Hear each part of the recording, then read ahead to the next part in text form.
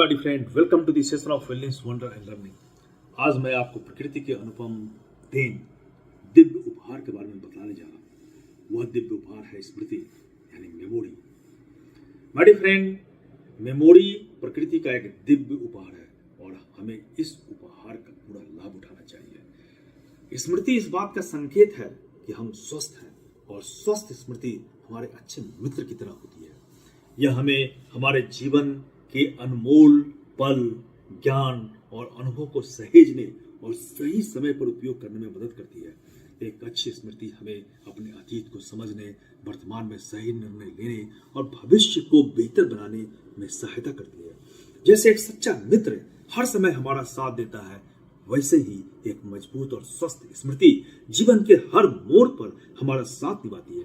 इसलिए हमें अपनी स्मृति को बेहतर बनाए रखने के लिए इसे सही पोषण, आराम और व्यायाम देना चाहिए। ध्यान, योग और सकारात्मक सोच स्मृति को और मजबूत बनाते हैं और यह स्मृति न केवल हमारी पहचान है बल्कि यह हमारे जीवन की गुणवत्ता को भी परिभाषित करती है। आइए हम स्मृति को यानी मेमोरी को हम किस तरह से सहेज कर रखें, किस तरह से इसे उपयोगी बनाएं और 2x तेज करने के लिए क्या क्या उपाय हैं, क्या मेमोरी हैक्स है जो हम अपना सकते हैं। अपने पढ़ाई के समय को हम बनाएं अधिक प्रभावी और याद करने की क्षमता को हम बढ़ाएं।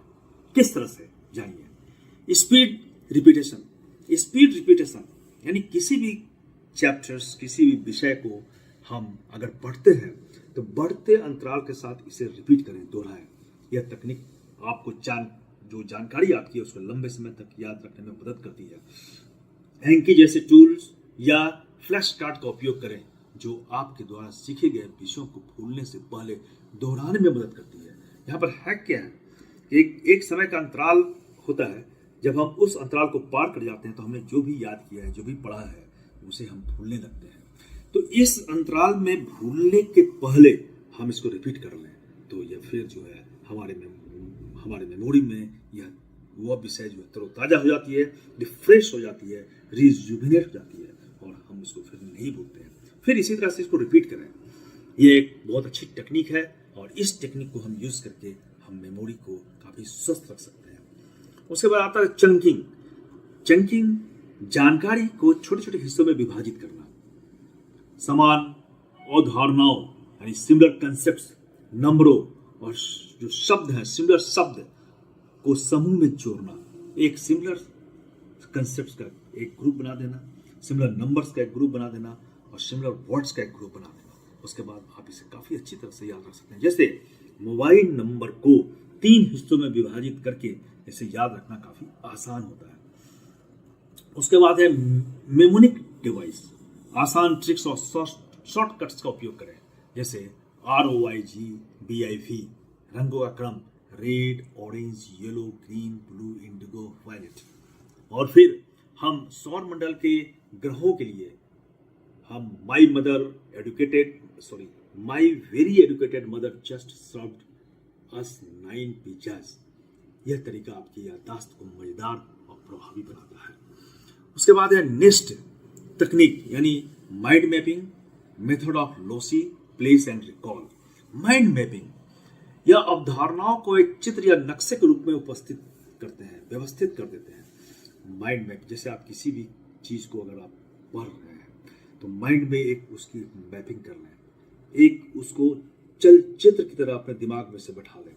ये आपको काफी दिन तक याद रहेगा। आप जो भी चीज पढ़ें, जो भी नंबर पढ़ें, आप अपने मन में, मेमोरी में उसको एक चित्र की तरह आप देखें तो आपकी मेमोरी काफी ज्यादा दिन तक बरकरार रहेगी।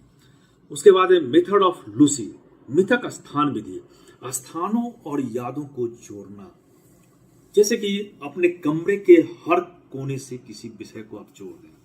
आप कोई चीज आप याद रखना चाह रहे हैं, पढ़ना चाह रहे हैं, आप किसी भी आपको फॉर्मूला याद नहीं रहता अगर मैथमेटिक्स का, आप कमरे का जो कोने होते हैं हर कोने से इस फॉर्मूला को जोड़ दें, इस विषय को जोड़ दें और जब भी आप उसको देखें तो वो आपको याद आए। इसे कहते हैं मेथड ऑफ लोसी।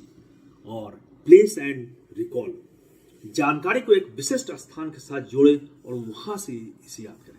कोई जानकारी जिसे आपको याद रखना है, आप उसे सबसे पहले एक बहुत विशिष्ट स्थान के साथ जो आपको काफ़ी पसंद हो उससे जोड़ दें। आप जब भी उस स्थान को देखेंगे तो आपको वो चीज़ याद आ जाएगी, वो कंसेप्ट, वो फॉर्मूला, वो विषय आपको याद आ जाएगा। और नेक्स्ट है काफ़ी इंपॉर्टेंट, टीच समवन एल्स, किसी और को सिखाना। किसी विषय को समझने और याद रखने का सबसे अच्छा तरीका है इसे किसी और को समझाना। यह आपकी खुद की समझ को भी मजबूत करता है। आप अपने आप को इसके लिए आप तैयार करते हैं। आप अपने आप खुद समझते हैं तभी आप दूसरे को समझा सकते हैं। इसीलिए इस टेक्निक को अपना करके किसी दूसरे को आप उस विषय को समझाइए जिस विषय पर आपको महारत हासिल करनी है। आप देखिएगा आप उस विषय को काफ़ी समय तक यानी जिंदगी भर आप याद रखेंगे। उसके बाद है गेट एनफ स्लीप, पर्याप्त नींद ले। अच्छी याददाश्त के लिए नींद बेहद जरूरी है। एक क्वालिटी स्लीप, जब हम सोते हैं तो आपका मस्तिष्क सीखी गई चीजों को व्यवस्थित और सुरक्षित करता है, कंजर्व करता है और उस कंसेप्ट को माइंड में बैठा लेता है। ये मेमोरी फिर जिंदगी भर हमें नहीं भूलती है, हम हमेशा इसे याद रखते हैं। उसके बाद एक्टिव रिकॉल। एक्टिव रिकॉल, खुद को बार बार टेस्ट करें। यह तरीका आपको जानकारी को लंबे समय तक याद रखने में मदद करता है।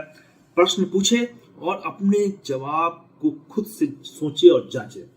आप खुद से प्रश्न पूछे और उसके जवाब जो होते हैं, आंसर जो होते हैं, खुद से सोचें। ये एक्टिव रिकॉल है। ये मेमोरी को बढ़ाने का सबसे महत्वपूर्ण और स्ट्रॉन्ग डिवाइस विधि है।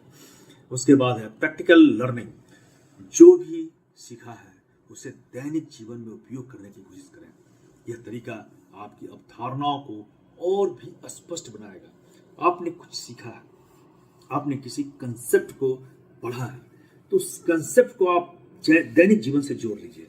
दैनिक जीवन में, डेली के रोजमर्रा की जिंदगी में हर साइंस का वो चीज होता है जो कंसेप्ट है साइंस में। फिजिक्स, बायोलॉजी, केमिस्ट्री, सभी साइंसेस जो हमारे दैनिक जीवन की घटनाएं ही हैं। आप जब फिजिकल कंसेप्ट को, केमिकल फॉर्मूलाज को या बायोलॉजिकल प्रोसेस को आप जब ऐसे अपने दैनिक जीवन के साथ जोड़ लेंगे और उसे उपयोगी बनाएंगे तो आपको ये जिंदगी भर याद रहेगा। इन हैक्स को अपनाकर आप अपनी पढ़ाई में सुधार कर सकते हैं और याददाश्त को दुगना प्रभावी बना सकते हैं। याद रखें, निरंतर अभ्यास ही सफलता की कुंजी है। आप इसको रिपीट करते हैं, बार बार इसे रिकॉल करने की कोशिश करते हैं, तो यही मेमोरी जो है आपकी जिंदगी बना देती है और फिर आप वो कर सकते हैं जिसकी आपने कल्पना भी नहीं की हो। आइए हम अपनी मेमोरी को बढ़ाएं, अपने आप को मेंटली स्वस्थ रखें, स्ट्रांग रखें और जीवन में वो सभी प्राप्त करें जो हम चाहते हैं। धन्यवाद।